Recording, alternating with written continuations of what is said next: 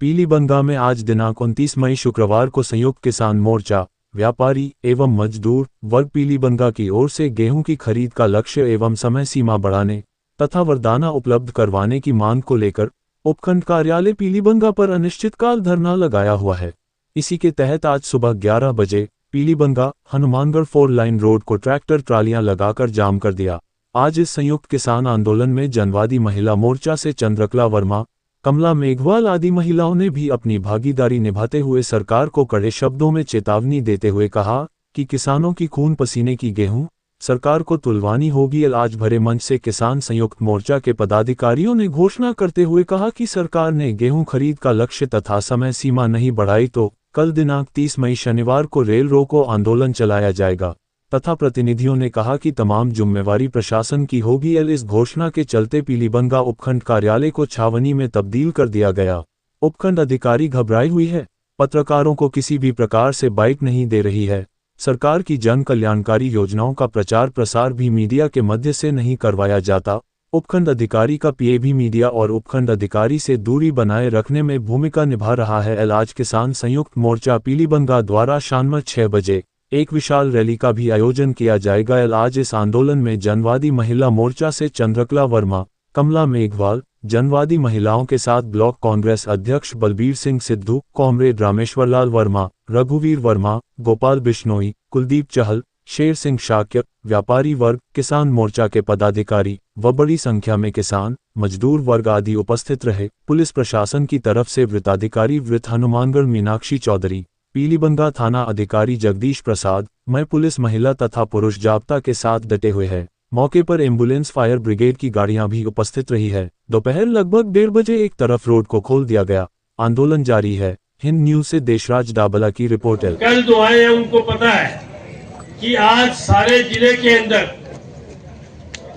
जो हमारे वकील साथी हैं वो कह के गए हम अपने काम का बहिष्कार कर रहे हैं।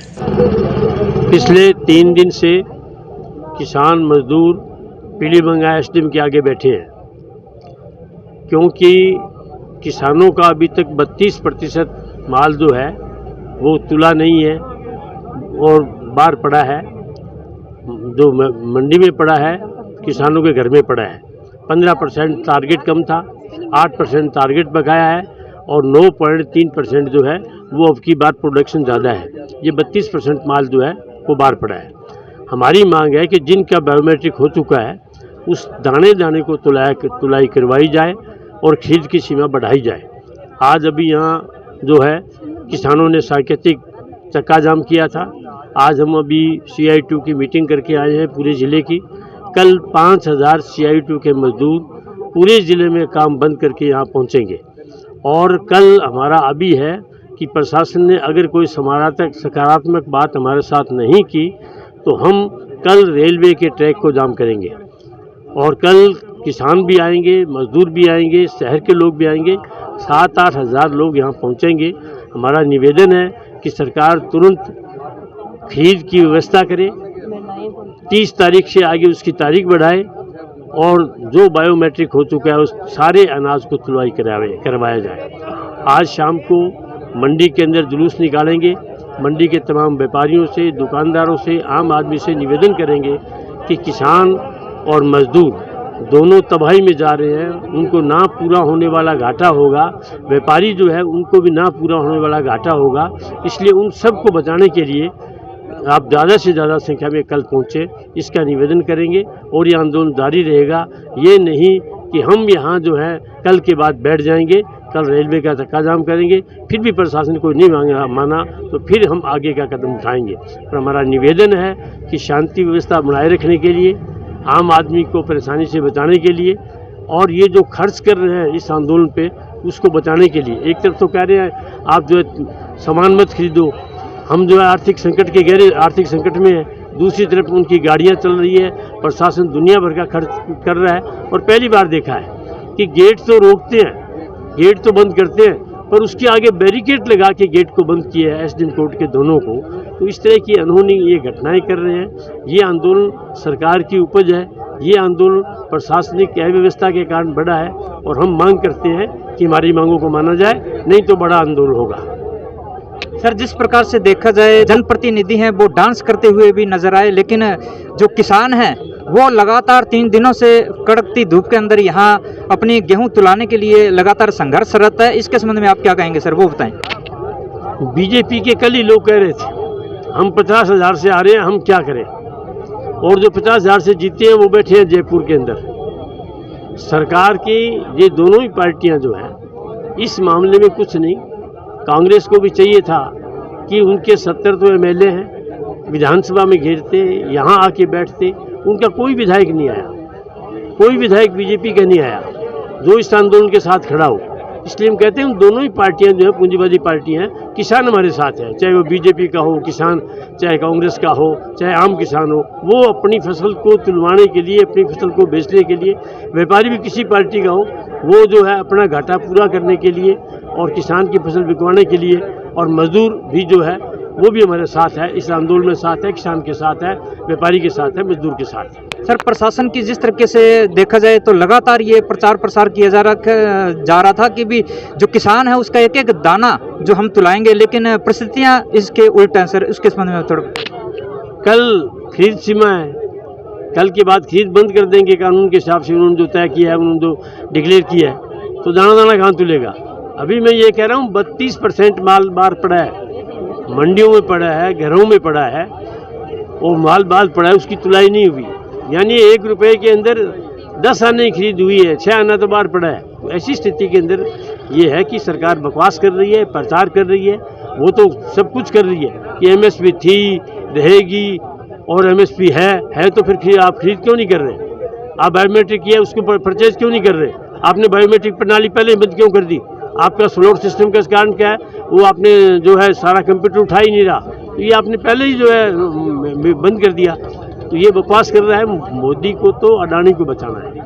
सर, वारदाने को देखा जाए तो सेकेंड हैंड वारदाना जो वितरण किया गया था, इसको लेकर के आप क्या कहेंगे सर? वारदाने का कोई इशू नहीं है, वो इशू क्रिएट कर रहे हैं। वारदाना इनके पास पड़ा है, पर वो नहीं खरीदने के लिए बारमाना धीरे धीरे दे रहे हैं, व्यापारियों को आपस में लड़ा रहे हैं, किन्हीं को ज़्यादा दे दिया, किन्हीं को कम दे दिया। इनका मतलब है कि आंदोलन में लोग लड़ पड़े और कुछ नहीं आए, हमारी मनमानी चलती रही। मैम जी, जिस प्रकार से आंदोलन के चलते आज तीसरा ये दिन है और किसानों की गेहूं लगातार जो है नहीं तुल रही, और जिस प्रकार से बारदाने को लेकर भी अव्यवस्थाएं हैं, प्रचार जो सरकार के द्वारा काफ़ी किया गया था, लेकिन जो किसानों को धरातल पर आके और रात को यहीं विराम करना पड़ता है, इसके संबंध में आप क्या कहना चाहेंगे, बताएं। हमारा कहना कि बीजेपी की सरकार है जो ये दोगला व्यवहार कर रही है कि मोदी के तो एक ही है, 2 ही व्यापारी है, जो एक तो अडानी है और एक वो अंबानी। नहीं तो छोटे छोटे किसान है। महीने महीने से ये हमारी एक तो मांग ये है कि भी टेम बढ़ाया जाए, 1 महीना और दिया जाए कि छोटा किसान है, छोटा व्यापारी है, उसका माल तो पड़ा है। ये कह रहे बिक गया 25% तो घरों में पड़ा है अभी। तो हमारी जनवादी महिला समिति आज हमने किसानों को समर्थन दिया है कि इनकी मांग जब तक तारीख नहीं बढ़ाई जाएगी तो जनवादी महिला समिति भी इनके साथ कंधा से कंधा मिलाकर हम इनके साथ रहेंगे किसानों के। मैं कमला मेघवाल, अखिल भारतीय जनवादी महिला समिति राजस्थान प्रदेशाध्यक्ष।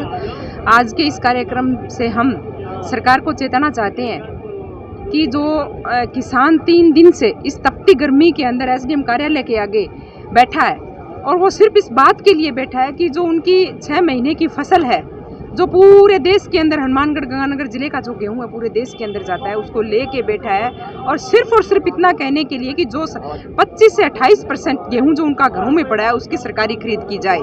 जबकि हर बार यही होता है कि सरकारी खरीद है वो 30 जून तक चलती है, लेकिन इस बार जो ये कॉरपोरेट घरानों की सरकार है, बीजेपी की सरकार, जिसको पता ही नहीं कि कैसे गेहूं बोया जाता है, कैसे गेहूं होता है, कितने दिनों में गेहूं होता है, वो तो पर्ची से बनी हुई सरकार है। सिर्फ उसको तो इतना पता है कि कब दिल्ली से कोई पर्ची आएगी और कब हमें क्या आदेश दिया जाएगा, और वो आदेश हमें पूरा करना है। इन सरकारों को तो सिर्फ इतना पता है, इनको यही पता नहीं है आज तक कि देश हमारा कब आज़ाद हुआ।